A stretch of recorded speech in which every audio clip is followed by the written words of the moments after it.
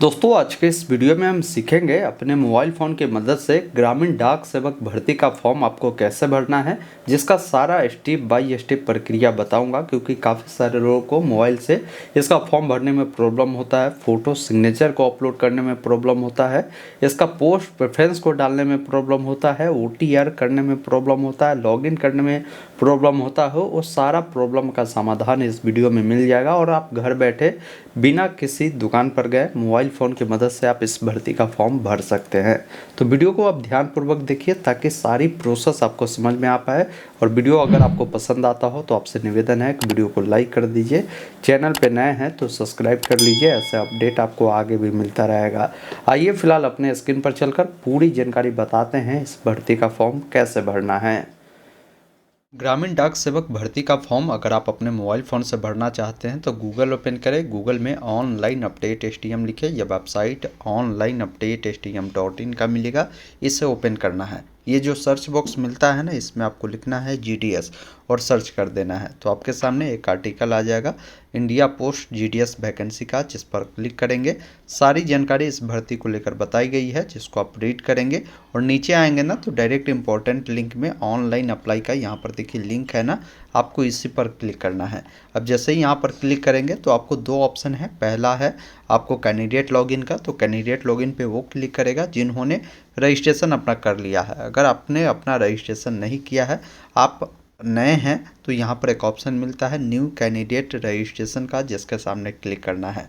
अब यहाँ पर बोल रहा है कि आपके पास जो मोबाइल नंबर है वो मोबाइल नंबर यहाँ पर आपको दर्ज करना है। उसके बाद एक ऑप्शन मिलेगा सेंड OTP का, जिस पर आपको क्लिक करना है। अब आपके नंबर पर एक OTP गया है, OTP को फिल करेंगे। उसके बाद एक ऑप्शन मिलेगा वेरीफाई OTP का, इस पर क्लिक करेंगे, मोबाइल आपका वेरीफाई होगा। अब यहाँ पर क्या है ना कि आपको ईमेल ID डालना है, उस पर भी OTP अनवाकर उसको भी वेरीफाई करना है।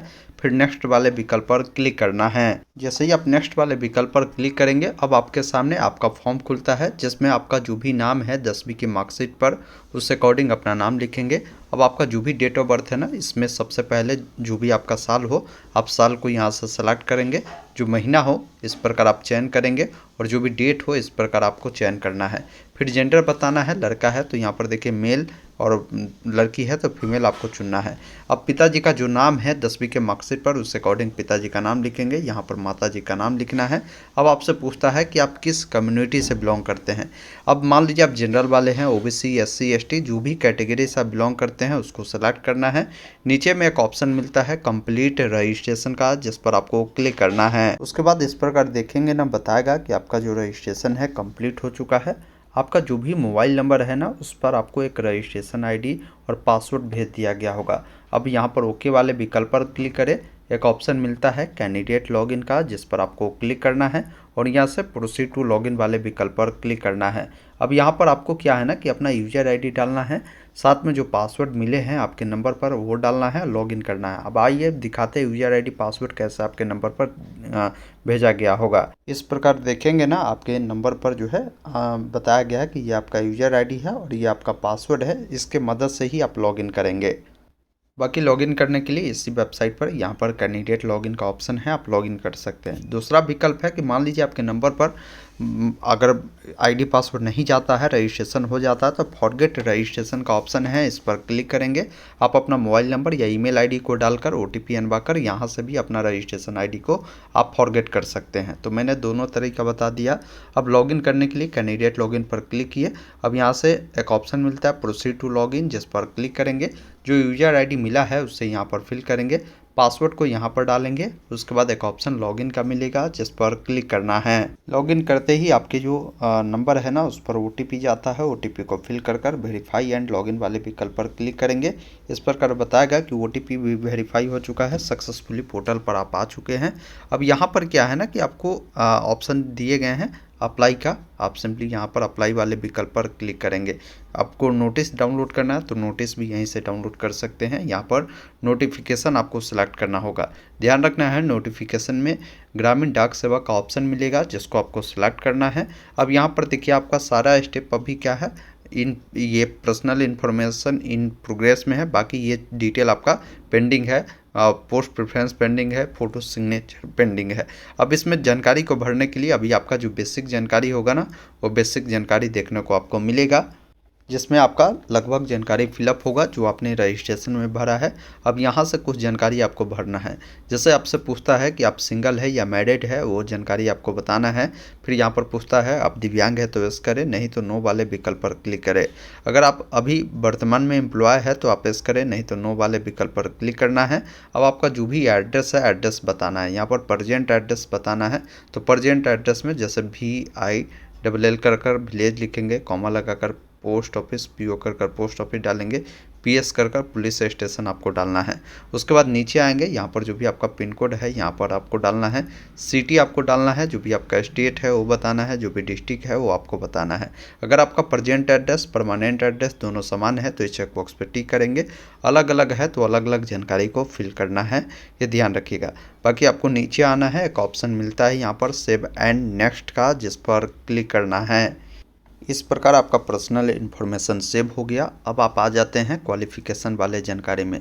क्वालिफ़िकेशन में आपको बताना है कि आपने जो 10वीं पढ़ाई किया है किस सर्कल से आपने पढ़ाई किया था। सर्कल का मतलब जिस राज्यों से आपने पढ़ाई किया होगा उस राज्य का चुनाव आपको करना है। उसके बाद आपको बताना है कि 10वीं जो आपने पास आउट किया है वो किस साल आपने पास आउट किया है, पासिंग ईयर आपको बताना है।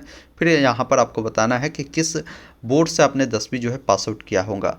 तो यहाँ पर देखिए बोर्ड का नाम मिलेगा, साथ में यहाँ पर ब्रैकेट में मार्क्स भी बता दिया गया है, क्योंकि हो सकता है उस बोर्ड में पहले जैसे बिहार बोर्ड में 700 का भी एग्ज़ाम हुआ करता था, तो ये भी आपको डिसाइड करना होगा। बाकी आपका जो भी बोर्ड है आप वो चीज़ यहाँ से आप बताएंगे जो 10वीं आपने पास आउट किया है।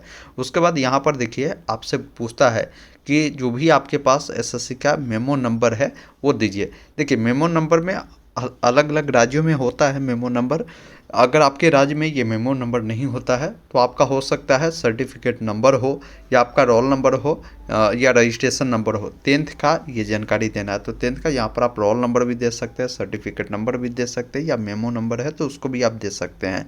उसके बाद यहाँ पर जो है आपको आपने जो पढ़ाई किया था ना उसका जानकारी देना है कि मार्क्स कितना आया है।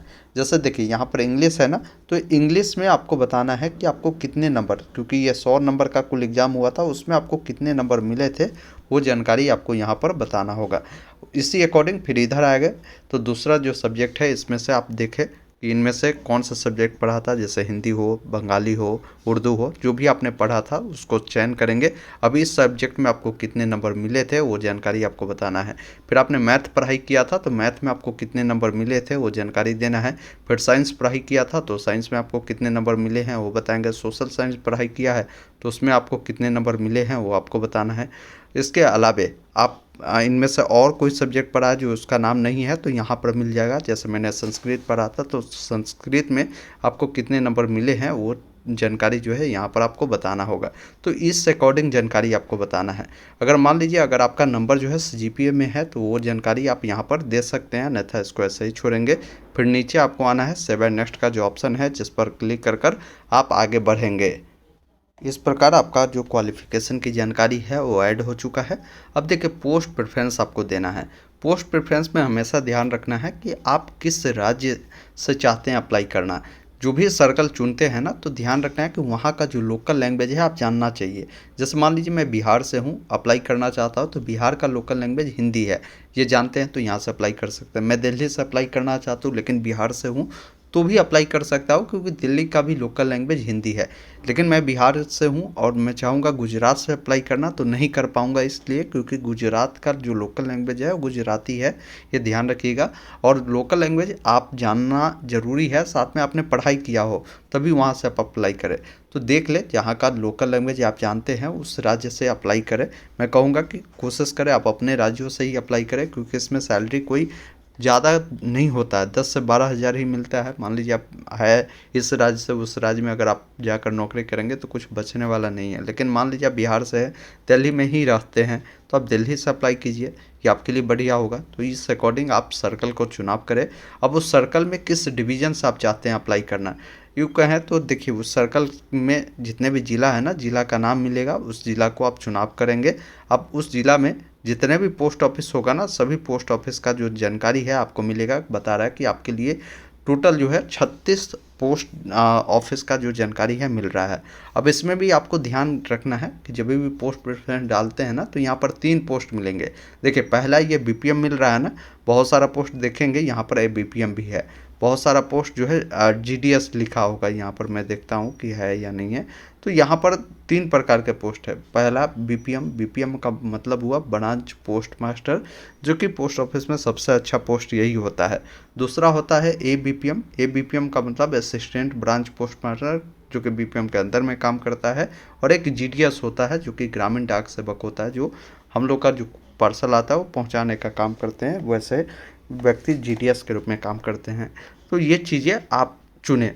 जैसे पूछता है कि भाई पोस्ट प्रेफरेंस आपको पहले किसको देना है, तो ये देख ले।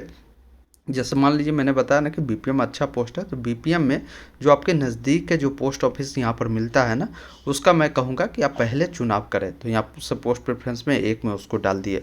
फिर देखूँगा कि भाई दूसरा जो पोस्ट ऑफिस है कौन हमारे नियर में है जो बीपीएम के पोस्ट में है, तो मैं उसको चुन दिया।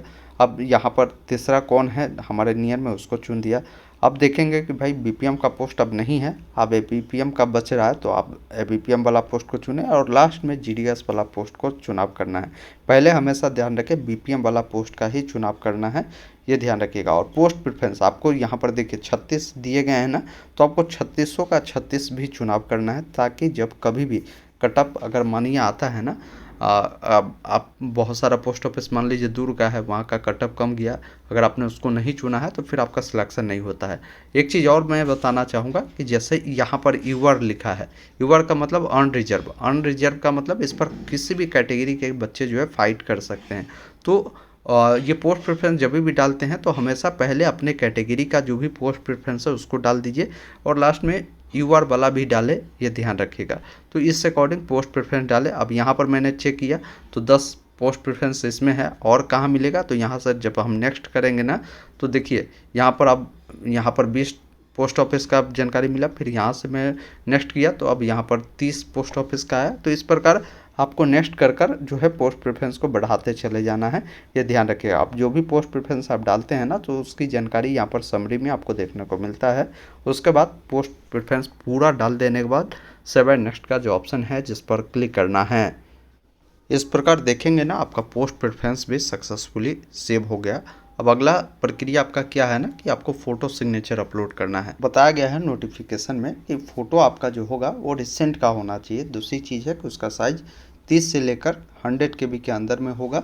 अगर आप DPI में बनाते हैं ना, तो DPI उसका 72 से लेकर आपको 150 के अंदर में है। रेजोल्यूशन में बनाता है तो 4.5 इन्होंने बोला है। अब फोटो को साइज बनाने के लिए या सिग्नेचर का साइज बनाने के लिए गूगल में लिखेंगे PI7, ये जो है PI7 का ये वेबसाइट मिलेगा, इसे ओपन करेंगे। यहाँ पर देखिए रिसाइज इमेज का एक ऑप्शन है ना, इस पर क्लिक करना है।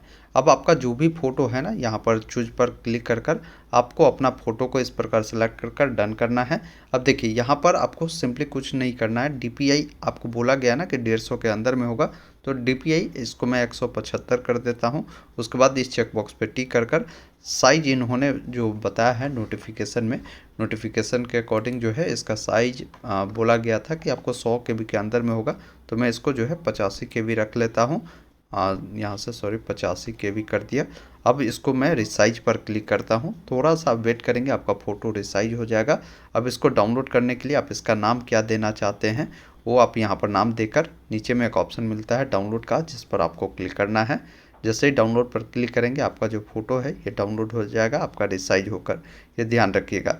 अब फ़ोटो देखिए मेरा डाउनलोड हो गया। अब इस फ़ोटो को अपलोड करने के लिए यहाँ पर आए, अब फ़ोटो पर गए, ये फ़ोटो है, मैं इसको सिलेक्ट किया, अब अपलोड किया, आसानी से मेरा फ़ोटो अपलोड हो गया। इसी अकॉर्डिंग सिग्नेचर को जब भी अपलोड करें तो उसको वाइट पेपर पर ब्लू या ब्लैक इंक पेन से कर देना है और उसका साइज 20 से लेकर 100 KB के अंदर में होगा। DPI 150 के अंदर में रखिएगा। अब थोड़ा आपको सिग्नेचर में दिक्कत आएगा तो इसका रिसाइज करने के लिए गूगल में आई एम रिसाइजर लिखेंगे। ये वेबसाइट imresizer.com का मिलेगा। यहाँ से क्या करेंगे ना, आपको अपना सिग्नेचर को अपलोड करना है जहाँ भी आपका सिग्नेचर हो। चलिए मैं अपना सिग्नेचर यहाँ से अपलोड कर लेता हूँ। अब सिग्नेचर अपलोड करने के बाद यहाँ पर देखिए नीचे में बोला गया है कि इसको जो रिसाइज करना है कैसे करना है। देखिए यहाँ पर यूनिट में पिक्सल चुन लेना है। अब बोला गया गाइडलाइन के अकॉर्डिंग कि आपका जो सिग्नेचर होगा वो पिक्सल में अगर आप बनाते हैं ना तो पिक्सल में उसको रखना है 300। यहाँ पर जैसे मैं आपको दिखाता हूँ, विड्थ इसका जो है 300 रखिए और ये जो है हाइट 120 आपको रखने की ज़रूरत होगा।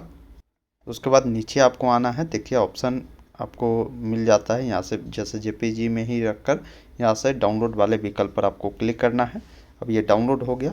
यहाँ पर डाउनलोड इमेज पर क्लिक कर लीजिए, आप इसको डाउनलोड कर लीजिए। डाउनलोड करने के बाद अगर मान लीजिए ये साइज में कम जाता है, इसको अगर आपको बढ़ाना है तो रिसाइज का जो ऑप्शन है ना, इस पर आप क्लिक कर आप इसको रिसाइज भी कर सकते हैं, या नहीं तो आप जैसे मैंने बताया PI7 लिखेंगे, ये जो टूल मिलता है इस पर आएंगे। यहाँ पर देखिए इंक्रीज इमेज साइज का ऑप्शन है, इस पर क्लिक करें। अब आपने जो सिग्नेचर का साइज बनाया उसको अपलोड कर इसको कितना KB में आप रखना चाहते हैं वो बताकर यहाँ से इंक्रीज पर आपको क्लिक करना है। अब आपका सिग्नेचर जो है इंक्रीज होना शुरू हो जाएगा। थोड़ा सा आपको वेट करना है, इंक्रीज होने देना है और यहाँ से डाउनलोड वाले विकल्प पर क्लिक करना है। अब आपको क्या करना है, अपना सिग्नेचर को अब यहाँ पर आपको अपलोड करने की ज़रूरत होगी। चलिए मैं यहाँ से अपलोड करता हूँ। देखिए मेरा सिग्नेचर आ गया। अब सिंपली कुछ नहीं करना है, नीचे प्रीव्यू का ऑप्शन है, इस पर क्लिक करें। आपके सामने फॉर्म का देखिए प्रीव्यू आ रहा है, सभी जानकारी देखें, सब कुछ सही है तो यहाँ पर सबमिट एप्लीकेशन पर क्लिक करें, कुछ गलत है तो एडिट एप्लीकेशन पर क्लिक करना है।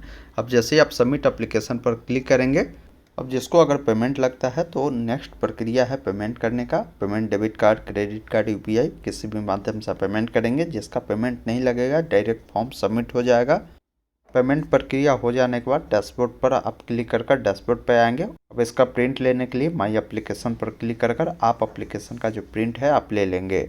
दोस्तों अभी आपने देखा, मैंने आपको स्टेप बाय स्टेप बताया कि कैसे आपको अपने मोबाइल फ़ोन की मदद से ग्रामीण डाक सेवक भर्ती का फॉर्म भरना है। उम्मीद करता हूँ आपने पूरी जानकारी समझा होगा। तो वीडियो को लाइक शेयर ज़रूर कीजिए।